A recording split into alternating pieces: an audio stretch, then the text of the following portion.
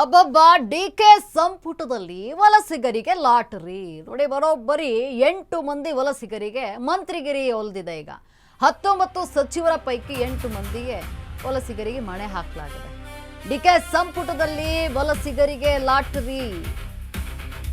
ಬರೋಬ್ಬರಿ 8 ವಲಸಿಗರಿಗೆ ಮಂತ್ರಿ ಸ್ಥಾನ ಒಲಿದಿದೆ. 19 ಸಚಿವರ ಪೈಕಿ 8 ಮಂದಿ ವಲಸಿಗರಿಗೆ ಯಾಕೆ ಮಣೆ ಹಾಕಿದೆ ಅನ್ನುವಂಥ ಪ್ರಶ್ನೆ ಇದೆ. ಹಿರಿಯ ಶಾಸಕರ ಪ್ರಶ್ನೆಗೆ ಹೈಕಮಾಂಡ್ ನಿರುತ್ತರ.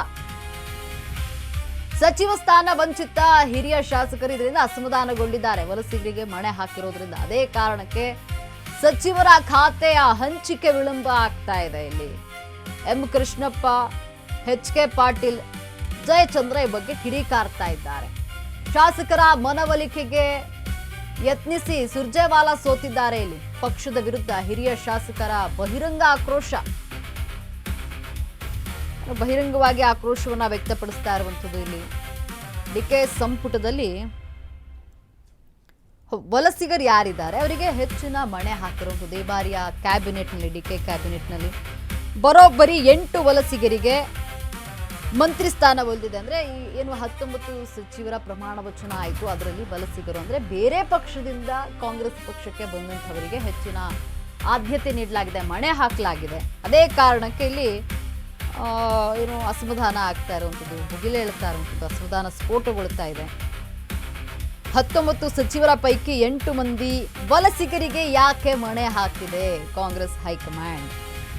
ಹಿರಿಯ ಶಾಸಕರ ಪ್ರಶ್ನೆಗೆ ಹೈಕಮಾಂಡ್ ನಿರುತ್ತರ. ಸಚಿವ ಸ್ಥಾನ ವಂಚಿತ ಹಿರಿಯ ಶಾಸಕರ ಅಸಮಾಧಾನ ಈಗ ಸ್ಫೋಟಗೊಂಡಿರುವಂಥದ್ದು. ಇನ್ನು ವಲಸಿಗರಿಗೆ ಮಂತ್ರಿ ಸ್ಥಾನ ನೀಡಿರುವಂಥದ್ದು ಯಾರಂದ್ರೆ ಬಿ ನಾಗೇಂದ್ರ ಇವರು ಬಿಜೆಪಿಯಿಂದ ವಲಸೆ ಬಂದಂಥವ್ರು.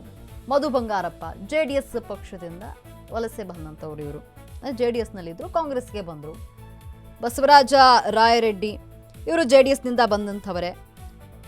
ಲಕ್ಷ್ಮಣ್ ಸವದಿ ಬಿಜೆಪಿ ಪಕ್ಷದಲ್ಲಿದ್ದರು, ಬಿಜೆಪಿ ಪಕ್ಷವನ್ನು ತೊರೆದು ಕಾಂಗ್ರೆಸ್ ಪಕ್ಷಕ್ಕೆ ಸೇರ್ಪಡೆಯಾದರು. ಜಮೀರ್ ಅಹಮದ್ ಖಾನ್ ಈ ಹಿಂದೆ JDSನಲ್ಲಿದ್ದಂಥವರು, JDSನಿಂದ ಕಾಂಗ್ರೆಸ್ಗೆ ಬಂದಿದ್ದಾರೆ. ಇನ್ನು ಶಿವರಾಜ್ ತಂಗಡಿಗಿ ಬಿಜೆಪಿಯಿಂದ ಬಂದಂಥವರು ಕಾಂಗ್ರೆಸ್ ಪಕ್ಷಕ್ಕೆ. ಇನ್ನು KM ಶಿವಲಿಂಗೇಗೌಡ JDSನಿಂದ ಬಂದಂಥವರು. HC ಬಾಲಕೃಷ್ಣ ಇವರು ಕೂಡ JDSನಿಂದ ಬಂದಂಥವರು ಕಾಂಗ್ರೆಸ್ ಪಕ್ಷಕ್ಕೆ. ಸಂತೋಷ್ ಲಾಡ್ JDSನಿಂದ ಬಂದಂಥವರು.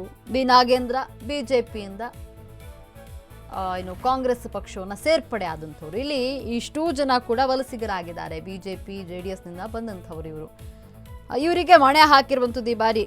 ಅಂದರೆ ಇಲ್ಲಿ 8 ಮಂದಿ ಶಾಸಕರಿಗೆ ಸಚಿವ ಸ್ಥಾನ ಒಲ್ದಿದೆ ವಲಸೆ ಬಂದಂಥವರಿಗೆ. ಇನ್ನು ಎಚ್.ಕೆ. ಪಾಟೀಲ್, TB ಜಯಚಂದ್ರ, ಕೃಷ್ಣಪ್ಪ ಈ ಬಗ್ಗೆ ತಕರಾರು ಎತ್ತಿದ್ದಾರೆ. ಹೊಸಬರು ಕ್ರಿಯಾಶೀಲರಿಗೆ ಅವಕಾಶವನ್ನ ಕೊಡಬಹುದಿತ್ತು. ಬೇರೆ ಪಕ್ಷಗಳಿಂದ ಬಂದಿರುವಂತಹ 9 ಮಂದಿಗೆ ಅವಕಾಶವನ್ನ ನೀಡಿದ್ರಿ ನೀವು. ಇಲ್ಲಿ ದಶಕಗಳಿಂದ ಪಕ್ಷಕ್ಕೆ ನಿಷ್ಠೆಯಾಗಿರುವಂತಹ ಶಾಸಕರ ಕಥೆಯೇನು? ಭಿನ್ನಮತ ಶಮನಕ್ಕೆ ಬಾರದ ಹಿನ್ನೆಲೆಯಲ್ಲಿ ಎಚ್ಚೆತ್ತಂತಹ ಹೈಕಮಾಂಡ್ ನಿಜ ಸ್ವಲ್ಪ ವ್ಯತ್ಯಾಸವಾಗಿದೆ, ಎಲ್ಲವನ್ನ ಸರಿ ಮಾಡ್ತೀನಿ. ಸಣ್ಣ ಪ್ರಮಾಣದಲ್ಲಿ ಸಂಪುಟ ಪುನರ್ರಚನೆಯ ಬಗ್ಗೆ ಹೈಕಮಾಂಡ್ ಚಿಂತನೆಯನ್ನ ನಡೆಸ್ತಾ ಇದೆ. ಒಂದೊಮ್ಮೆ ಸಂಪುಟ ಪುನರ್ರಚಿಸಿದ್ರು ಕೂಡ ಡಿಕೆಗೆ ಟ್ರಬಲ್ ಫಿಕ್ಸ್. ಇಲ್ಲಿ ಮಂತ್ರಿ ಸ್ಥಾನ ಕಳೆದುಕೊಂಡವರು ಸುಮ್ಮನೆ ಇರ್ತಾರಾ? ಇಲ್ಲಿ ಅವರು ಬಂಡೆ ಹೇಳ್ತಾರೆ. ನಂತರ CM DK ಶಿವಕುಮಾರ್ಗೆ ಈಗ ಏನು ಮಾಡಿದ್ರು ಕಷ್ಟ ಕಷ್ಟ ಕಷ್ಟ ಆಗೋಗ್ಬಿಟ್ಟಿದೆ. ಯಾಕಂದ್ರೆ ಏನಾದರೂ DK ಶಿವಕುಮಾರ್ಗೆ ಟ್ರಬಲ್ ಉಂಟಾಗುತ್ತಿಲ್ಲ. ಎಚ್.ಕೆ. ಪಾಟೀಲ್, TB ಜಯಚಂದ್ರ, ಕೃಷ್ಣಪ್ಪ ಈ ಬಗ್ಗೆ ತಕರಾರು ಎತ್ತಿರುವಂಥದ್ದು. ಅಂದರೆ ವಲಸಿಗರಿಗೆ ಬಾರಿ ಮಣೆ ಹಾಕಿದ್ದಾರೆ. ಇಲ್ಲಿ ಯುವಕರಿಗೆ, ಕ್ರಿಯಾಶೀಲರಿಗೆ, ಹೊಸಬರಿಗೆ ಅವಕಾಶವನ್ನು ಕೊಡಬಹುದಿತ್ತು.